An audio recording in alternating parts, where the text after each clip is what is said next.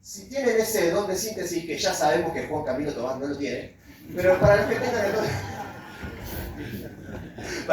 el don de síntesis, a ver si nos pueden responder. Bueno, de parte de nosotros vamos a seguir, huyan de ahí, pueblo mío, pero a veces nos encontramos con personas que han establecido lazos afectivos. Entonces hay veces que por eso, bueno, la doctrina después de último no pasa nada, pero yo me hice amigo del pastor, del hijo, de la familia. Entonces es ahí donde las personas quedan bajo la cobertura de estas sinagogas de Satanás y les cuesta mucho salir. Bueno, esto es una obra sobrenatural del Espíritu Santo. Estamos siendo testigos de tiempos que después de la pandemia estamos viviendo tiempos donde gente empezaron a abrir los ojos, mujeres donde por ahí tenían 70 años y nunca entraron a un Zoom y aprendieron a entrar a un Zoom y aprendieron a entrar a las redes sociales y empezaron a abrir los ojos.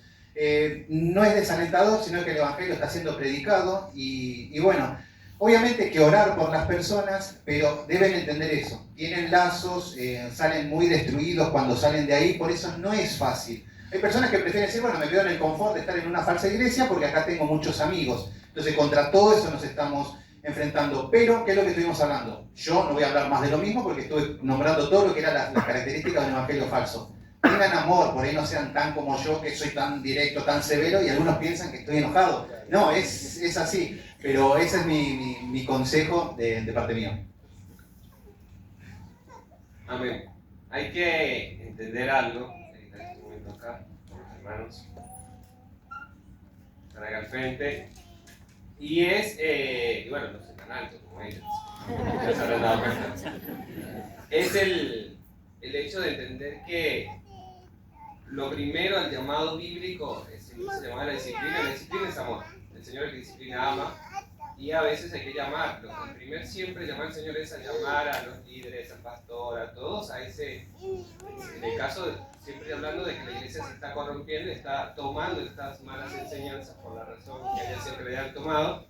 Y en el caso de que ven que no se da, yo soy el pastor y como yo soy el pastor, punto, se hace así, es huir. O sea, el consejo no es otro, no vamos a decir quédate ahí, hay que buscar siempre el bien de la iglesia local, porque son personas las que están allí, pero posterior a eso, si no hay ese ganar al hermano, ese volver a la sana doctrina, hay que huir. Ese sería el mensaje, buscar una iglesia de sana doctrina donde usted pueda crecer en el Señor y vivir una vida conforme, o lo más conforme a la Escritura que en nuestra imperfección pueda.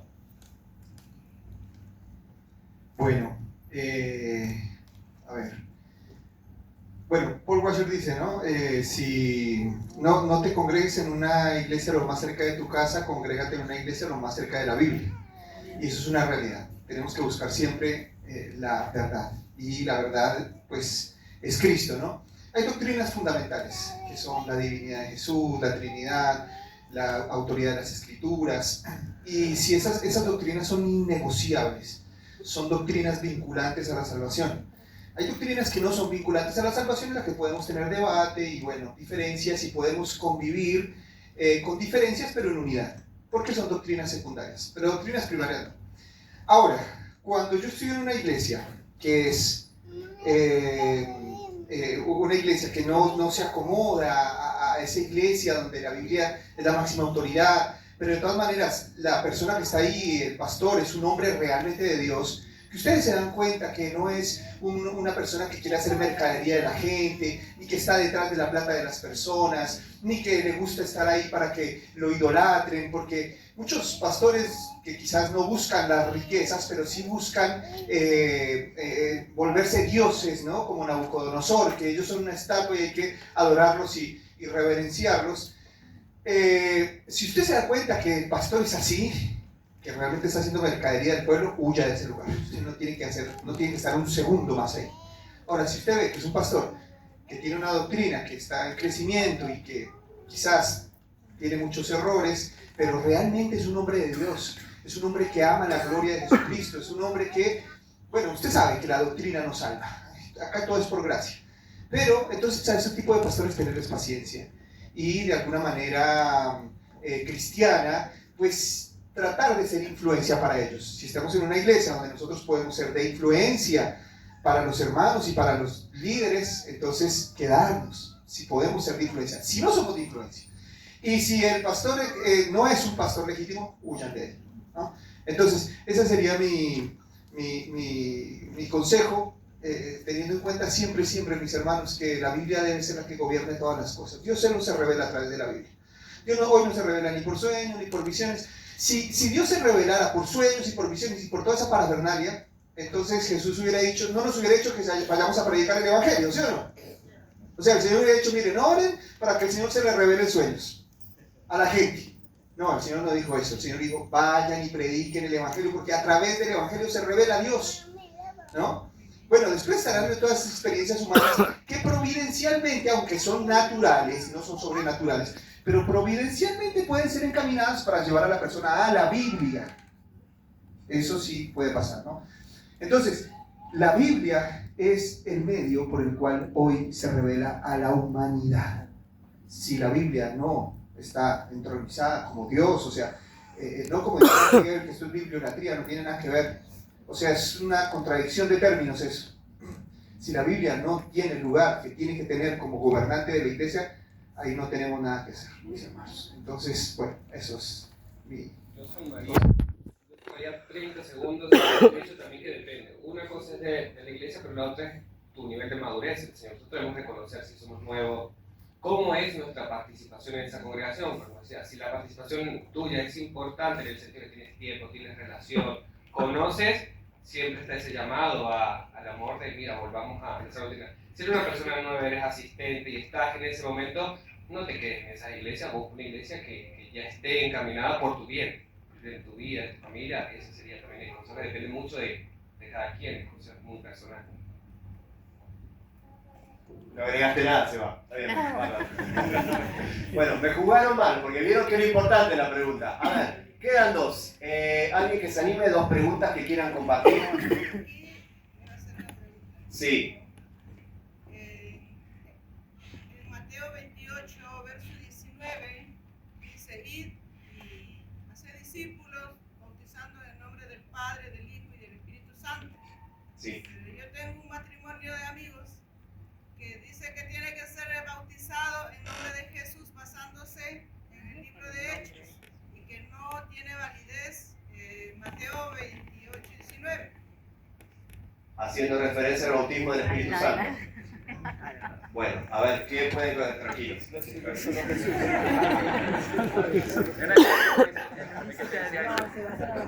No, lo que le tenés que decir es, bueno, está bien, poné por un lado a los apóstoles que bautizaban en el nombre de Jesús, y por otro lado que Jesús te dice bautizar en el nombre del Padre, del Hijo y del Espíritu Santo. Yo te doy la opción, ¿qué elegís? ¿A Jesús o al hombre? Nada más, ahí tomen sus propias conclusiones. Sí, esa pregunta tal vez para el que es unitario no es tan relevante, pero para el que es unicitario es una pregunta muy importante porque te enseñan así, en Hechos lo repite, no una vez, lo repite varias veces, bautiza en el nombre de Jesús. Es entender primero que nosotros cuando bautizamos hacemos nuestra confesión pública en el Dios que hemos creído. Por ejemplo, Pedro va a Cornelio a mostrar, este es el Dios. Nuestro Dios es un Dios trinitario, hermanos. Entonces nosotros confesamos en qué Dios hemos creído. Yo he creído en este Dios. Pongo ya, hermanos, mi convicción cuando entendí esto. En cambio, es importante entender que en ese texto, Jesucristo, el versículo anterior a ese, dice que Él habla de la autoridad. Jesucristo es nuestro Señor. Él es el que nos ha comisionado. Y por esa razón, el hecho aparece varias veces porque realmente, hermanos, lo que hace que a nosotros nos reciban no somos nosotros. Es decir, cuando a ti te rechazan, no te rechazan a ti, rechazan al Señor. Si tú no hablaras de Cristo, no te rechazarían. Si tú hablaras lo que ellos hablan, lo que el mundo habla, no te rechazarían, te amarían. ¿Por qué te rechazan? A quienes representas, a quienes estás enseñando, a quienes estás mostrando. Entonces, en ese sentido, es entender que Hechos, que es el avance y expansión del Evangelio de la Iglesia en todas las naciones del mundo, yo voy en nombre de mi Señor, antes era en el pecado, ahora es Cristo. Entonces, en nombre del Señor, yo bautizo, yo predico, yo hago todas las cosas. Incluso todos lo hacemos bajo esa autoridad. Y lo otro es confesar, lo que hacemos en el bautismo, confesar en que Dios hemos creído. Y nuestro Dios, hermanos, es un Dios trinitario para la gloria de Dios. Bueno, no, eso está clarísimo. Por lo general esa controversia se da entre unicitarios y trinitarios. Así que bueno, nosotros somos trinitarios, creemos que Jesucristo es Dios. También hay que entender que por ahí en el libro de los Hechos se le da un énfasis a Jesús porque era el que tenían que reconocer, ¿no? Mientras que Jesús ya da una fórmula trinitaria, por ahí a los judíos entendían, conocían a Dios y sabían del Espíritu Santo, entonces, pero sí les costaba creer en la divinidad de Jesucristo. Entonces ahí Pedro hace el énfasis en Jesús, ¿no? Pero bueno, eso solo. Bueno, perfecto. Nos queda la última. Ya habló esta fila. A ver, de esta fila, ¿tienen alguna pregunta que quieran preguntarle a los pastores? Bien, a ver.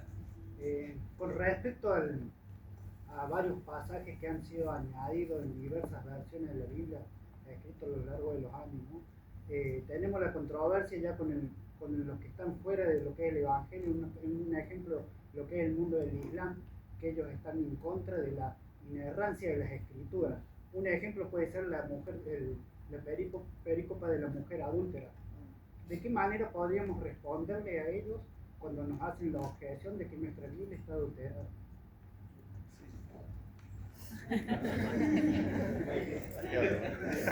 Bueno, nosotros tenemos que entender que si bien es cierto, por ejemplo, textos como esos no están en los manuscritos originales, como el de la mujer adúltera, que no está, el otro es el de que este género no sale sino con oración y ayuno, ese tampoco está, fueron añadidos de manera tardía. Tenemos que entender que, bueno, uno, la Biblia en sus escritos originales, los originales son inerrantes, infalibles, pero no las traducciones. En las traducciones sí hay error, y eso tenemos que aceptarlo, y tenemos que, como buenos estudiantes de la palabra, ser diligentes y, como dice la misma palabra, ¿no? Estar bien preparados para dar respuesta a los que se oponen. Entonces, tenemos que saber que estos textos tienen controversia. Sin embargo, esos textos no modifican en nada las grandes doctrinas de la Biblia, no las modifican en nada.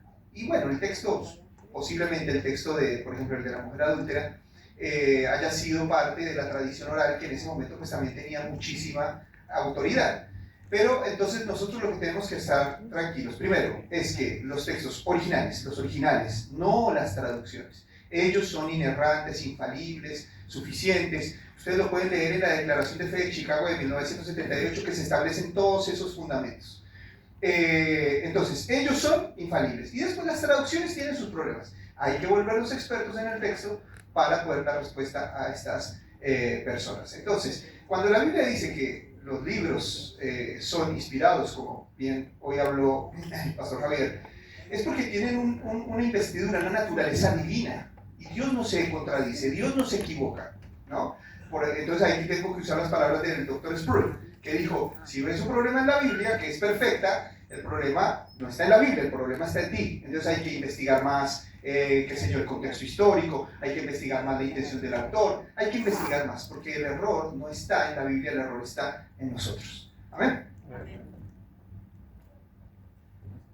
Bueno, ¿por qué no lo despedimos con un fuerte aplauso y les agradecemos?